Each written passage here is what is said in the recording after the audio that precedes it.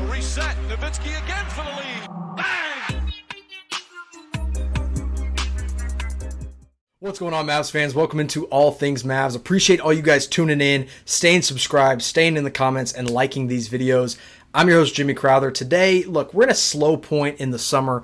I understand things get a little boring right now, so I want to talk about three things with our Dallas Mavericks. Number one, where do I think the Dallas Mavericks finish next season in the Western Conference? Number two, what are some moves that the Mavs could still make this summer to improve the team going into next year? And then number three, who is the X factor for this Dallas Mavericks team? I think those are three topics that I can answer right now and that I want to dive a little bit deeper into. So I'm going to start off. I'm going to tell you where I think the Mavs finish next year. Before I do it, I want you to put it down in the comments. Just let me know in the comments down below, what seed do you think the Mavs finish as next season? I'm going to give you my reveal. So you got 3 seconds. 3, 2, 1. I've got the Mavs as the 5th seed in the West next season, and I know that's a little optimistic. I know there's a lot of people that are going to tell you they're going to miss the play-in, or they might not even make the playoffs, or whatever, but I'm going optimistic. I think this Dallas Mavericks team is a legit 5 or 6 seed in the West. I think they stay out of the play-in, but you could tell me a multitude of scenarios with the Mavericks next year, and it would not shock me. If the Mavs finish top 3, I would not be shocked. If the Mavs finish in the play-in, I would be disappointed, but I would not be shocked because the Western Conference is just that tough. There are some things about this conference. I mean, this has got to be one of the toughest conferences in years. And I know the West is always tough, but this year it is a whole nother beast. So why do I have the Mavs as 5, maybe 6? I think the top 4 is pretty clear. It hurts me to say this, but I don't have the Mavs as a top 4 team next year. There's just a few more question marks with the Mavs than there are with these other teams. Number one, it's the Oklahoma City Thunder. You know what they're going to be. You know they're going to be as good as they were last season, if not better.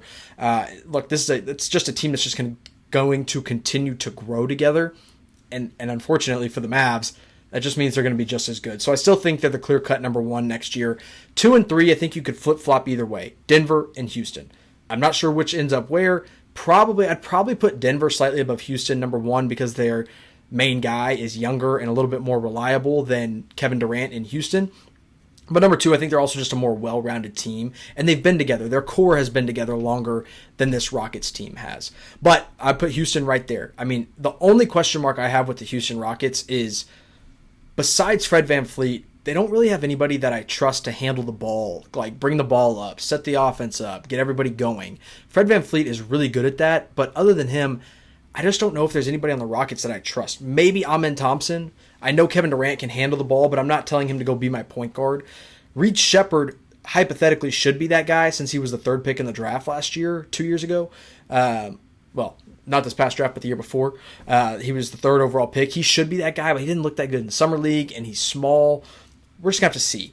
But those are my top 3. The 4th team that I think is slightly better than the Mavs on paper is the LA Clippers. And there's a lot of question marks with them. The reason I don't have them as a top 3 team is because there's just too many question marks. You've got guys like Kawhi Leonard, can't stay healthy. James Harden, who knows if he's going to stay healthy. Bradley Beal was terrible last year, but on a new contract on a new team, maybe he's good again. Chris Paul, 82 games last season, but this is his last year in the NBA. How much is he going to play? How effective is he going to be? Your backup center is Brook Lopez. Wasn't good last year, but maybe a change of scenery kind of rejuvenates him a little bit. And then you've got guys like John Collins, who is a great lob threat for James Harden, but is also kind of a question mark when it comes to how much has he bought in on offense, how much has he bought in on defense. He's always shopped around. Why is he always shopped around? If he's that good of a player, who knows? The Clippers, though, on paper, that team is scary good. They're going to be a very good team next season if they can stay healthy. But that's always a huge question mark when your main star is Kawhi Leonard. But that next tier for me is the Dallas Mavericks. It's the Dallas Mavericks, the Los Angeles Lakers, and the Minnesota Timberwolves.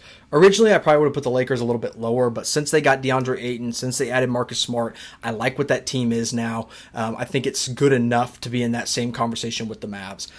The Minnesota Timberwolves have a lot more question marks, and especially after losing Nickeil Alexander-Walker, I don't really know about that team, but I would still put them at the same level as Dallas and the Lakers. All 3 of those teams, I think, have fair questions about each of them. But I think the Mavs, if you look at that group, the Mavs team is probably the deepest and the most well-rounded of those 3. And so that's why I've got them at that 5 seed. And I love what this team is looking like right now. They are a team that can go 10 deep. They can play 10 players every single night. And when you look at the regular season, a depth like that, a depth chart that you can dive into that long and that deep, like that is such a special thing. In the playoffs, rotations get shortened up a lot. But when it comes down to the regular season and winning games on a consistent basis on the regular season in 82 games, the Mavs have the team to do that. Their only question mark is, again, health. Can Anthony Davis stay healthy? Is D'Angelo Russell going to be enough while Kyrie Irving is hurt? What happens with Klay Thompson? Is he going to stay healthy? I think he will. Is Cooper Flagg going to be as good as we think he is? I think he will. But those are all valid questions about this team. But funny that I say this, because that now kind of lines the Mavs and Clippers up as another 4 or 5 seed next year. And we'll just have to see. I think the Mavs could definitely win a playoff series next year against them. But my goal for this team in the regular season, I'd love to see them finish 5th. And then you got to win at least one playoff series. I don't think this team needs to make a super, super deep run to be considered a successful team, but they have the tools to do it. They have the team to do it. And Cooper Flagg is going to be a huge, huge part of that, but it's hard to really judge just how deep they can be or how deep they can go in the playoffs until we see what Cooper Flagg is in his rookie year. So that's kind of where I see the Mavs finishing. Again, let me know in the comments where you disagree, where you think the Mavs end up next year. But now I kind of want to transition to what else can the Mavs do around the edges to make this team a little bit better? Because let's be honest, there's nothing major that's happening this summer anymore. It's all done. All the big things are done. Maybe Giannis asks for a trade and something crazy happens, but I don't think the Mavs are going to be involved in that anyway. Maybe LeBron asks for a buyout, but that's not going to happen. It's just not going to happen. And so if you start looking around the edges, this team has to make a move. They currently have 15 players on guaranteed contracts. It's not counting two-way guys. It's not counting the Exhibit 10 guys like Musa Cisse or Matthew Cleveland. But you look at the 15 guys under contract. They've also agreed to terms with Dante Exum, who would be their 16th guaranteed contract, and you can't have 16. You got to have 15 or less going into the regular season. Now, you can bring 16 into camp, but somebody's got to get moved or cut or traded or something before the season starts to make it 15. So Dallas has to do something. They still haven't announced the Dante Exum signing. But my ideal trade, and the one that has been kicked around the most at this point, is a 2-for-1 deal. You trade Omax Prosper and Jaden Hardy to Cleveland for Dean Wade. I think Dean Wade gives you some answers at the 4. You don't have a shooter like him off the bench. I think he would be a great option to come in. Maybe some nights he doesn't play. Maybe some nights he plays, 10 to 15 minutes, something like that. I would happily see that. And I just don't think Omax and Jaden Hardy have a role on this team next year. I really don't. I'm sorry to say that. I was super high on Omax Prosper coming into the draft. I still believe he can be a good NBA player, but I just don't think he's going to get the opportunity with the Mavericks. Cooper Flagg basically plays the same position as him. PJ Washington basically plays the same position as him. Max Christie plays a similar position to him, and I think he's already better. You could even say Anthony Davis. If you want to talk about a power forward, Anthony Davis even kind of plays a similar position as him. And that makes it really hard for him to go out and get minutes. Caleb Martin plays a similar position as him, and I think I'd rather play Caleb Martin and see what he can do next year. Naji Marshall is another guy. I mean, all these guys play a very similar position to Omax Prosper. I don't think he's going to get the minutes. And then you look at Jaden Hardy. The problem with Hardy is that the Mavs do need a guard. Yes, they need another guard because Kyrie is hurt. However, he's not the kind of guard we need. He's more of a go-get-a-bucket scoring 2 guard. We need the set-it-up, the passer kind, the D'Angelo Russell kind. A guy like Brandon Williams who can break down a defense and then kick it out, go get his own shot, whatever it is. A guy like Dante Exum who's going to slow things down. He's also going to play defense.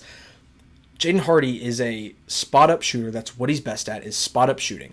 Can he get to the rim sometimes? Yes. But once he starts dribbling the ball, he gets a little erratic, a little out of control, and that makes it really hard to play him on a consistent basis. Not only that, but he's also not a good defender. So am I a hater a little bit? Maybe. I'm just not a believer in Jaden Hardy at this point. So I would love a 2-for-1 deal, ship those 2 out, bring in a Dean Wade.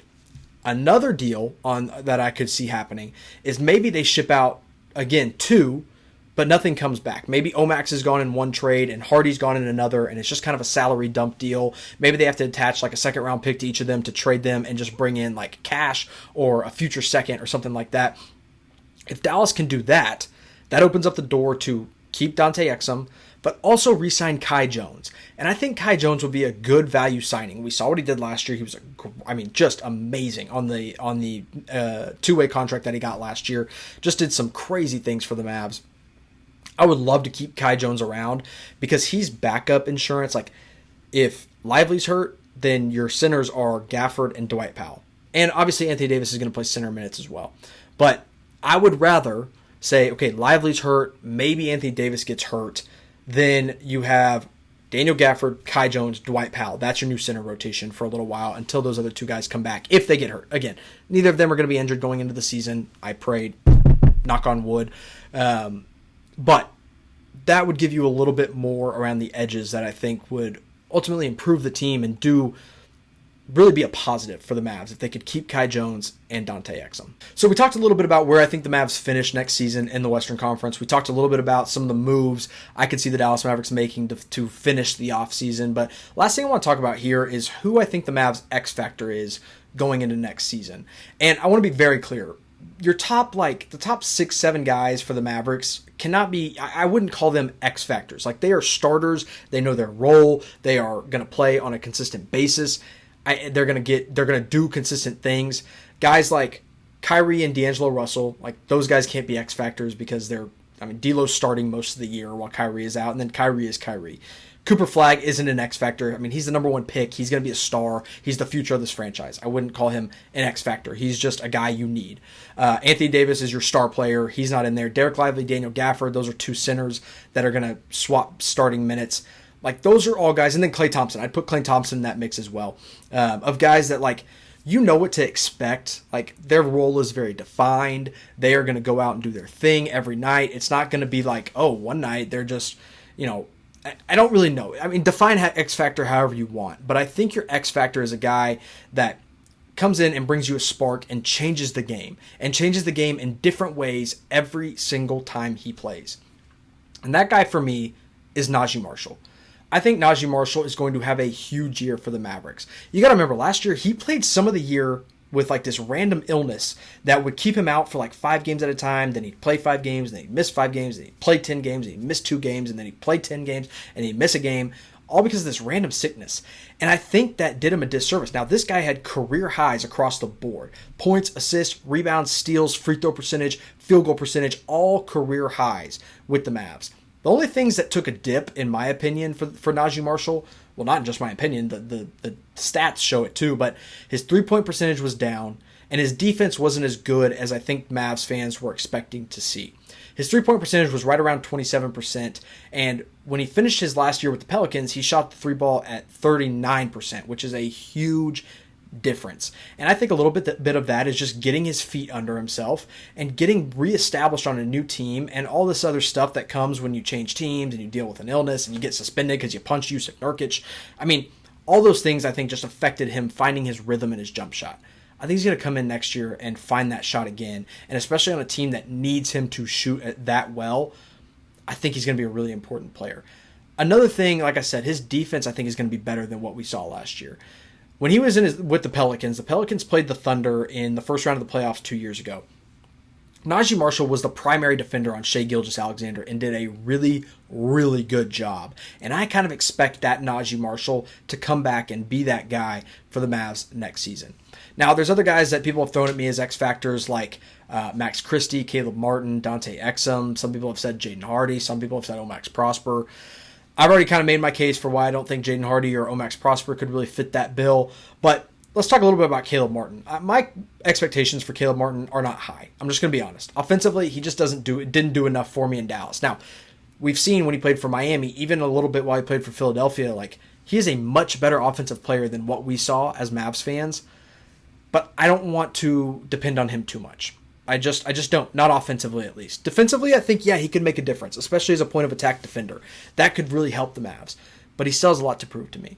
Max Christie, I love that kid. I am so excited about that kid taking another leap. I think he could even be good enough to step into the starting two-guard role over Klay Thompson by the end of next season. The reason I'm not calling him an X factor is because I think I know what I'm going to expect out of Max Christie every night. I think he is a very consistent, a very steady player.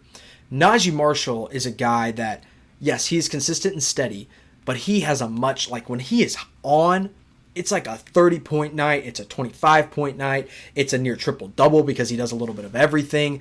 With Max Christie, you're not going to have a ton of like 20-plus point nights. You're going to get like 10 to 15, maybe 18 points a night, and that's great because that's exactly what you're asking him to do. With Naji, you might have a 10-point night, but on that 10-point night, you're also going to have like 10 assists or 10 rebounds or 8 and 8, or maybe you have 25, 8 and 8, whatever it is. That's kind of why I call Naji Marshall this Mavericks team X factor. You know, another guy that I think could be in that discussion is Brandon Williams, especially before Kyrie comes back. I think Brandon Williams is going to have a huge role on this team. I think he's going to do a lot, especially backing up D'Angelo Russell. Only reason I'm not going to call him the X factor is because when Kyrie comes back, which I would assume is going to be closer to the playoffs, I don't know that that Brandon Williams is going to play that often. And the other reason is that, and I kind of just said his name, but Dante Exum, there's going to be nights where we need more Exum and less Brandon Williams. There's going to be nights where we need more Brandon Williams and less Dante Exum. When I think about an X factor, that kind of guy is irreplaceable. Naji Marshall is irreplaceable. The stuff that he does on this team is irreplaceable. And that's kind of why I put him in that role. But let me know. If you disagree, tell me in the comments. Tell me who you think the X factor on this team is. Maybe you think I'm a complete moron. Just tell me that. I want to know. I want to hear it. I want to respond to all your comments. I appreciate all you guys tuning in. As I said at the top of the show, make sure you subscribe. I'm trying to continue to grow my subscribers. I'm right over 3,000. I'd love to hit 5,000 before long. That'd be a huge milestone for me. Make sure you give this video a like. And like I said, hit me up in the comments. I do my best to respond to everyone, and I'm going to keep trying. If I don't respond to your comments on YouTube, hit me up on Twitter. Hit me up on Instagram. Hit me up on TikTok. My TikTok is at Jimmy_Crowther. But if you search All Things Mavs, it'll probably also pop up. So thanks for tuning in. I'll talk to you next time. All Things Mavs. And they'll reset. Nowitzki again for the lead.